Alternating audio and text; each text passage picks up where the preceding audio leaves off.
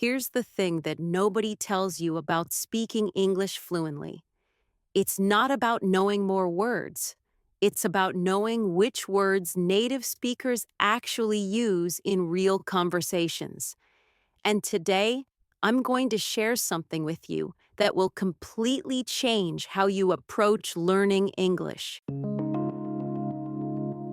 Hi, I'm Marcie, and welcome to another lesson where we dive deep into practical English that you can use starting today. I've been teaching English for over 12 years, and I've noticed something interesting. My most successful students aren't the ones who memorize the most grammar rules or study the longest. They're the ones who understand the rhythm and flow of natural conversation. So that's exactly what we're going to focus on today. Let me ask you something. Have you ever felt like you understand English when you read it or when you're studying, but when native speakers talk, it sounds completely different? That's because spoken English follows different patterns than written English. And once you understand these patterns, everything becomes so much clearer. The first thing I want you to understand is that native speakers use what I call conversation shortcuts all the time. These aren't slang or informal speech. They're the natural ways we connect our words and thoughts. For example, instead of saying, I am going to go to the store, native speakers will naturally say, I'm going to go to the store. Now, you might have learned this before, but here's what textbooks don't tell you. Understanding when to use these shortcuts is just as important as knowing them. In professional settings or formal emails, you'd still write, I am going to. But in everyday conversation, if you say the full formal version, you'll actually sound unnatural. Think about it like this. If you're having coffee with a friend and you say, I am going to purchase some groceries, it sounds overly formal and a bit robotic, doesn't it? Instead, I'm going to grab some groceries or I need to pick up some groceries sounds much more natural and friendly. Let's talk about one of the most powerful tools in conversational English, filler phrases. Now, I know what you're thinking. Aren't fillers bad? Shouldn't we avoid them? Actually, no. Native speakers use fillers constantly, and they serve important purposes in conversation. When you say, you know, or I mean, or like, you're not just filling space. You're giving yourself time to think. You're softening your statements, and you're creating a more natural conversational rhythm. Let me give you some examples of how this works in real life. Imagine someone asks you, what do you think about the new restaurant? You could say, I think the food is good, but it's expensive, which is perfectly correct, but sounds a bit rehearsed. Or you could say, you know, I think the food is really good, but I mean, it is pretty expensive, which sounds much more natural and conversational. The fillers here aren't meaningless. You know, invites the other person into your thought process. And I mean signals that you're about to clarify or emphasize something. Another crucial aspect of sounding natural is understanding how to show interest in what someone is saying. This is where a lot of learners struggle because textbooks don't really teach this. In real conversations, we constantly use what I call engagement signals. These are small words and sounds that show we're listening and interested. Things like, really? Or, oh, wow. Or, I see. Or, that's interesting. Or even just, mm-hmm. These might seem insignificant, but they're incredibly important for natural conversation flow. When someone tells you a story and you just stand there silently until they finish, it feels awkward, even if you're listening carefully. Native speakers naturally sprinkle these engagement signals throughout the conversation. For instance, if your coworker says, I had the worst commute this morning, there was so much traffic, a natural response would be, "Oh no, really? How long did it take you?" The "oh no" shows sympathy. "Really" shows surprise and interest. And then you follow up with a question. This is the natural rhythm of English conversation. Now, let's talk about one of my favorite topics: expressions that native speakers use all the time, but that don't make literal sense. These are what make English both fascinating and frustrating for learners. Take the phrase, "I'm down for that." If you're learning English and you hear this for the first time, you might be confused.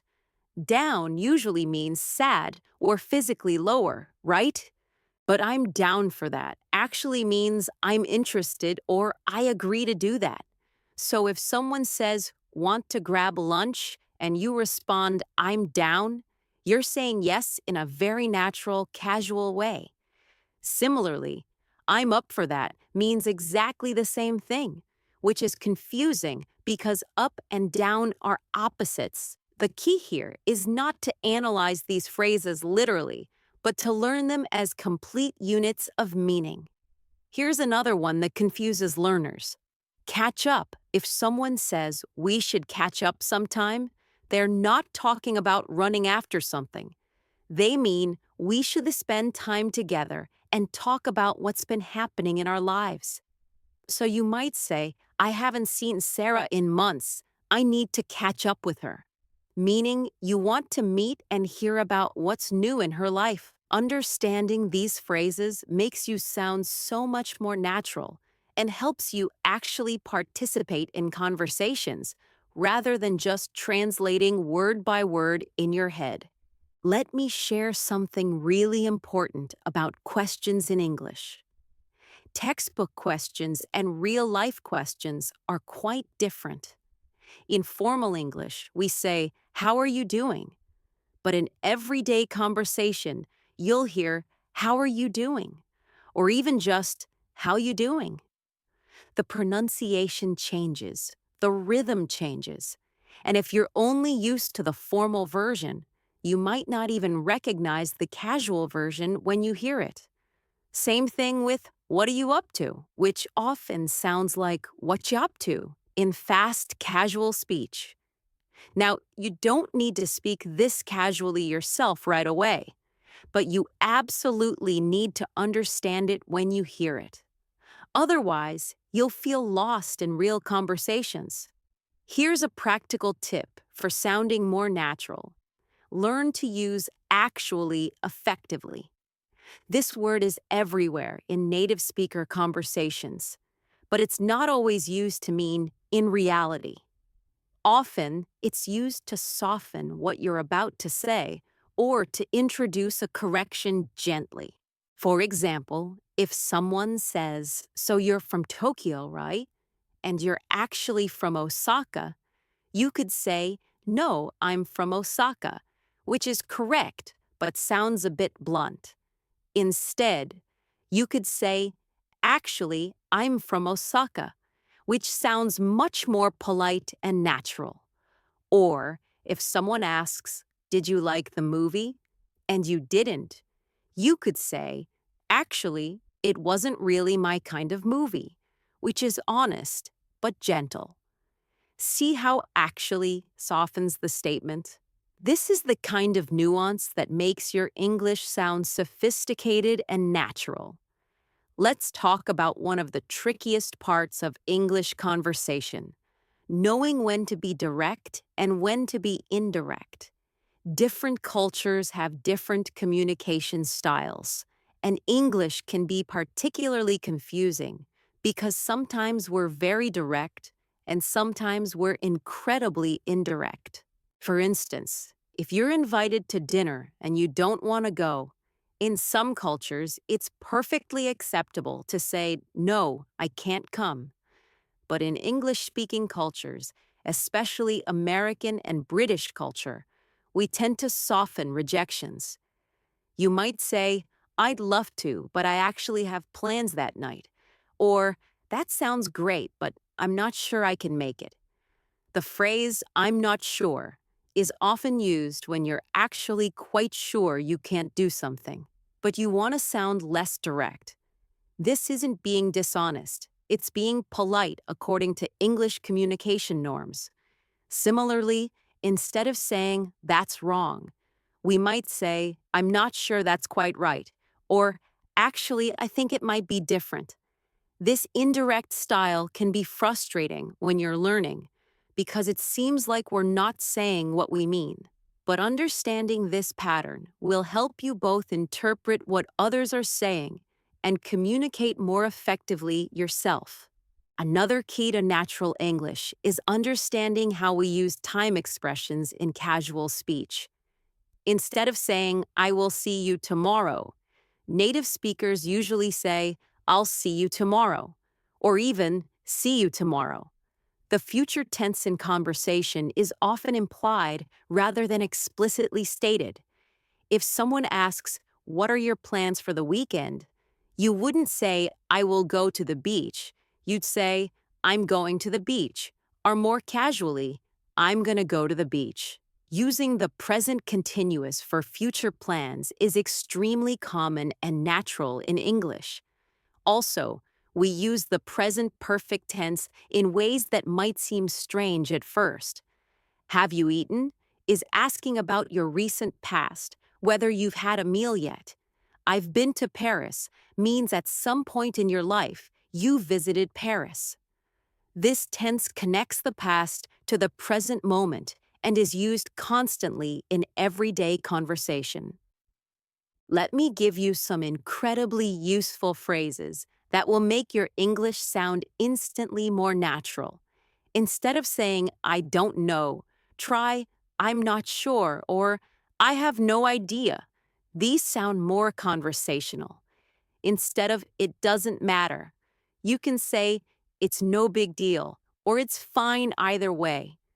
When someone thanks you, instead of just "you're welcome," try "no problem" or "of course" or "anytime." These all sound friendly and natural. If you need time to think, instead of silence, say "let me think," or "that's a good question," or "I'm not sure off the top of my head." These phrases fill the space naturally while you gather your thoughts. When you want to change the subject, instead of abruptly switching topics, try "by the way," or "that reminds me," or "speaking of which." These create smooth transitions in conversation. Now let's talk about something that really confuses learners: phrasal verbs. These are verbs combined with prepositions that create new meanings, and they're absolutely everywhere in spoken English. Look means to see, but look up means to search for information. Look after means to take care of someone. Look forward to means to anticipate with pleasure. And look down on means to consider someone inferior. The meanings don't always follow logical patterns, so you really need to learn these as complete phrases. But here's the good news. You don't need to know hundreds of phrasal verbs to sound natural. Focus on the most common ones that you'll use frequently. Turn up means to arrive or to increase volume. Turn down means to refuse or to decrease volume. Pick up can mean to collect something, to learn something, to answer a phone, or to improve. Put off means to postpone. Run into means to meet unexpectedly. Come across means to find by chance. If you master just these common phrasal verbs, you'll sound much more fluent. Here's something interesting about English conversations. We use a lot of what I call conversation maintainers.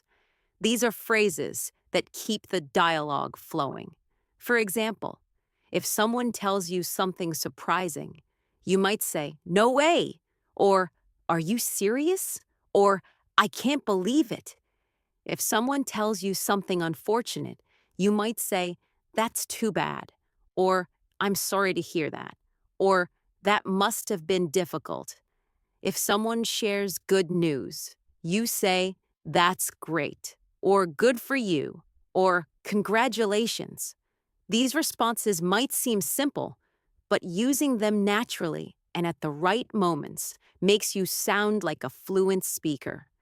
They show that you're engaged and that you understand the emotional context of what's being said. Let's discuss another important aspect: how to disagree politely in English. This is crucial for both professional and personal situations. Instead of directly saying, "No, you're wrong," native speakers use softening phrases. You might say, "I see what you mean, but I think," or "That's one way to look at it, but have you considered," or "I understand your point, but in my experience."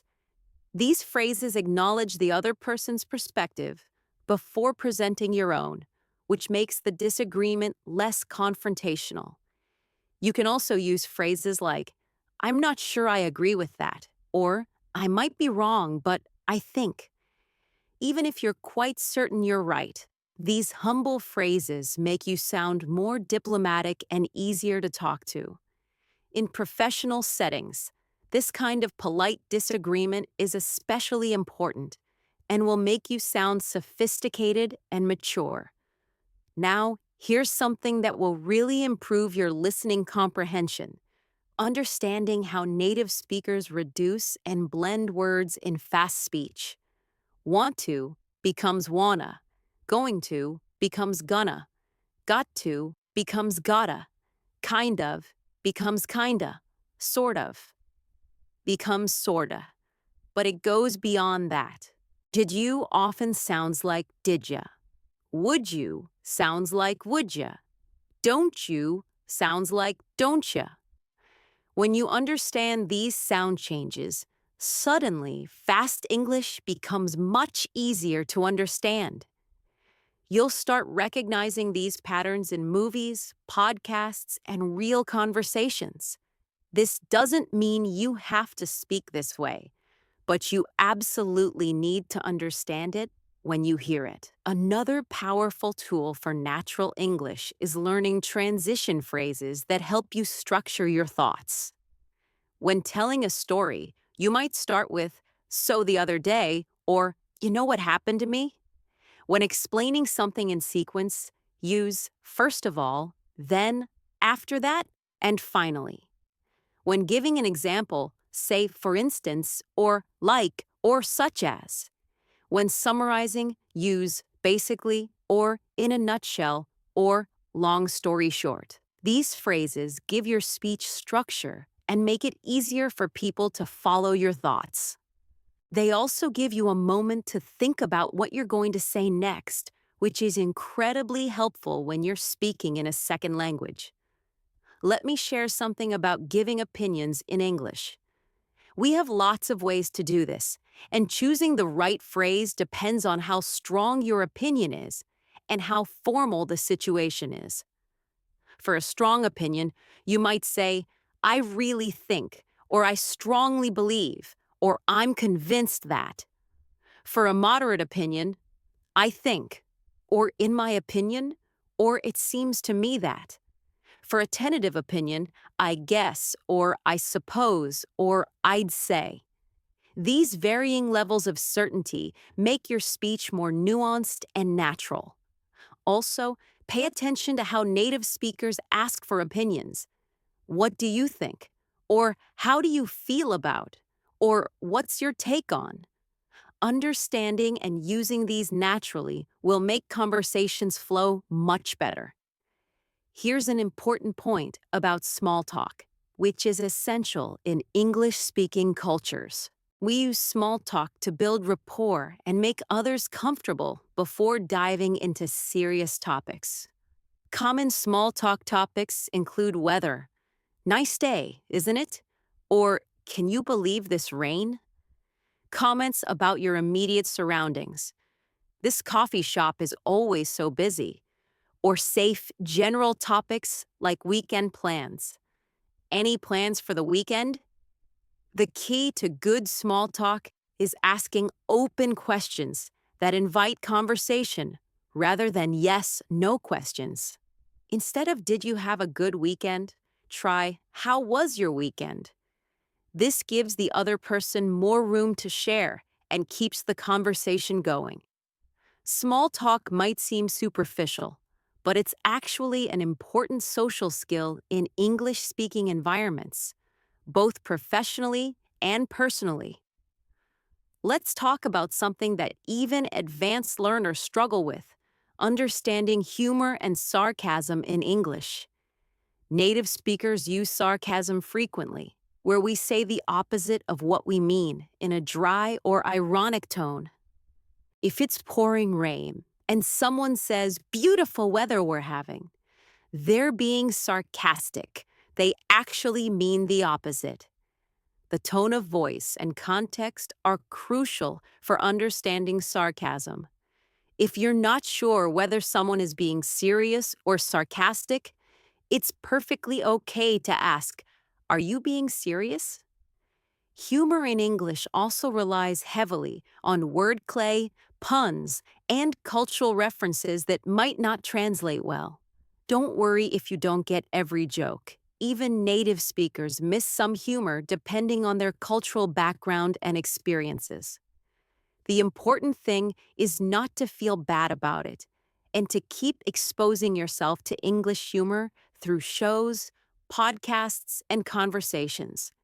Now, I want to address something crucial: the fear of making mistakes. Here's the truth: native speakers make grammatical mistakes all the time in casual conversation. We say, "Me and my friend went to the store," instead of the grammatically correct, "My friend and I went to the store." We say, "Who did you give it to?" instead of "To whom did you give it?" Perfect grammar matters in formal writing, but in conversation, clarity and natural flow matter more. The goal is to communicate effectively and connect with people, not to speak perfectly. Every time you speak English, even if you make mistakes, you're getting better. You're training your brain, improving your pronunciation, and building confidence. Don't let perfectionism hold you back from practicing. The learners who improve fastest are the ones who speak frequently, make mistakes, learn from them, and keep going. Now, let me share some really practical strategies for when you're stuck in a conversation and can't think of the right word. This happens to everyone, even native speakers, so having strategies for this is essential. First, you can describe what you mean instead of using the exact word. If you can't remember the word screwdriver, you could say the tool you use to tighten screws. Native speakers do this all the time when they can't think of a word. We call it talking around something. Second, you can use approximations with phrases like "it's kind of like" or "it's similar to." This gives you flexibility and keeps the conversation going.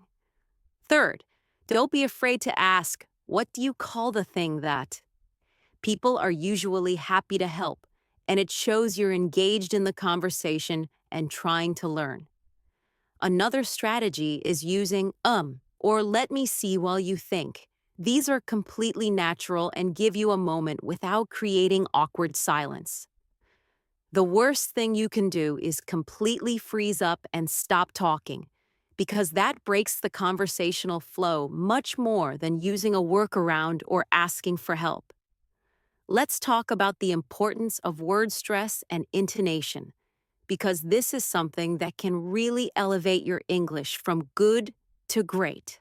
In English, we stress certain syllables and certain words in a sentence, and this creates the rhythm of the language. For example, in the word photograph, we stress the first syllable, photograph. But when we add a suffix, the stress shifts, photography. This stress pattern is crucial for being understood. Similarly, in sentences, we stress the words that carry the most important information. In the sentence, "I didn't say he stole the money," The emphasis on different words changes the meaning.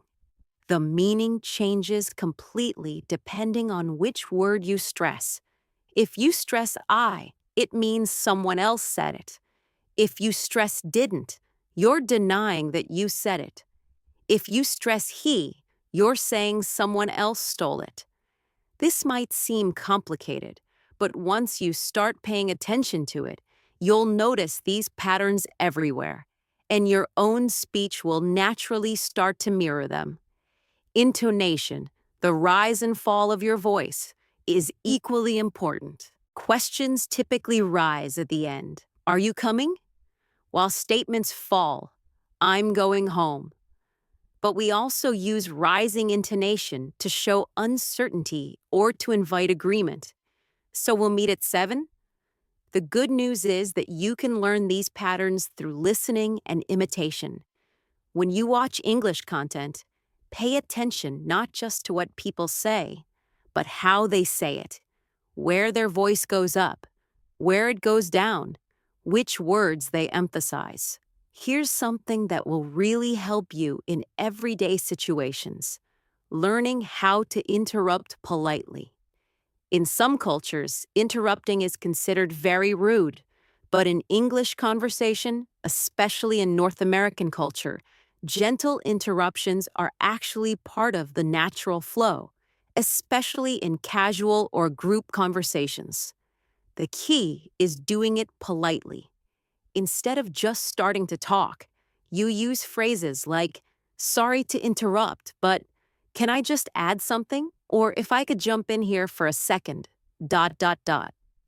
These phrases acknowledge that you're interrupting, but also signal that you have something important to contribute. In meetings or professional settings, you might say, excuse me, may I ask a question? Or could I add to that?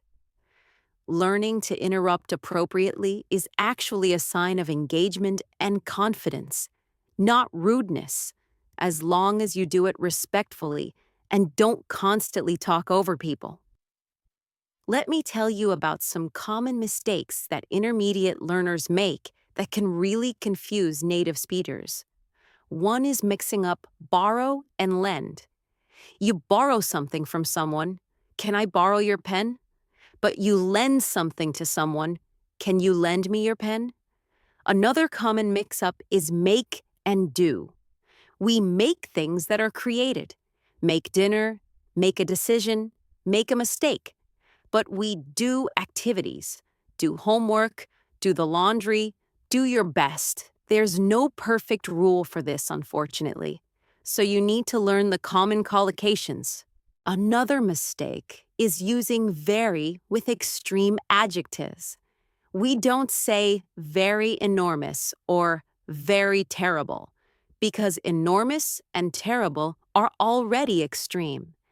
Instead, you can say absolutely enormous or really terrible. Also, watch out for false friends, words that look similar to words in your language but mean something different. Actually doesn't mean currently. That's currently or right now. Eventually doesn't mean possibly. It means at some point in the future. These small confusions can lead to misunderstandings, so it's worth paying attention to them. Now, let's discuss something really useful: how to show empathy and emotional intelligence in English conversations. This goes beyond just understanding words. It's about connecting with people on a human level. When someone shares a problem, we have specific phrases that show we care. That sounds really difficult. Or I can imagine how frustrating that must be. Or you must be really stressed about that. Notice how these phrases validate the other person's feelings without necessarily trying to solve their problem or minimize it. Sometimes people just want to be heard and understood, not given advice. If someone shares good news, we amplify their joy. That's amazing! You must be so excited. Or, I'm so happy for you. How does it feel?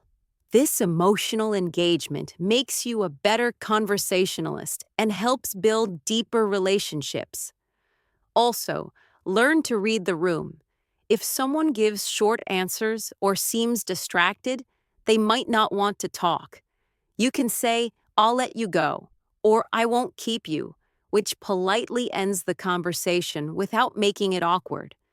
Cultural awareness is another dimension of mastering English that goes beyond just language. Different English-speaking countries have different norms. In the US, people tend to be more direct and informal than in the UK, where there's often more formality and indirectness. Australians might use more casual language and humor. Understanding these cultural nuances helps you adapt your English to different contexts. For example, in American business culture, it's common to start meetings with a few minutes of small talk before getting down to business, while in some other cultures, this might seem like a waste of time. In British culture, understatement is common. Not bad often means quite good, and quite good might actually mean excellent. These cultural codes are part of truly mastering English in its full context. Let me share one more powerful strategy for improving your English: thinking in English rather than translating from your native language. This is hard at first, but incredibly valuable. Start small. When you're doing everyday activities, try to think in English about what you're doing. "I'm making coffee. I need to boil water. The cup is on the shelf." This internal monologue in English helps your brain start working directly in the language. When you read in English, try not to translate every word back to your language. Instead, try to understand the general meaning and let yourself be comfortable with some ambiguity. This is how children learn languages naturally, by absorbing meaning from context, rather than translating word by word. Over time, you'll find that English responses start coming to you more naturally, without having to mentally translate first.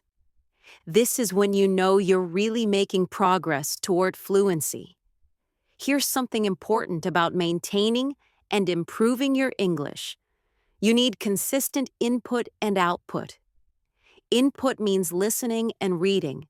This is where you absorb vocabulary, grammar patterns, and natural expressions. Output means speaking and writing. This is where you practice using what you've learned. Many learners focus only on input, consuming English content, but never actually producing language themselves. This creates a gap between what you can understand and what you can say. Make sure you're doing both. Find conversation partners. Join online discussion groups.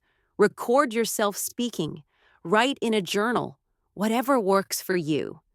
The key is regular practice, even if it's just a few minutes a day.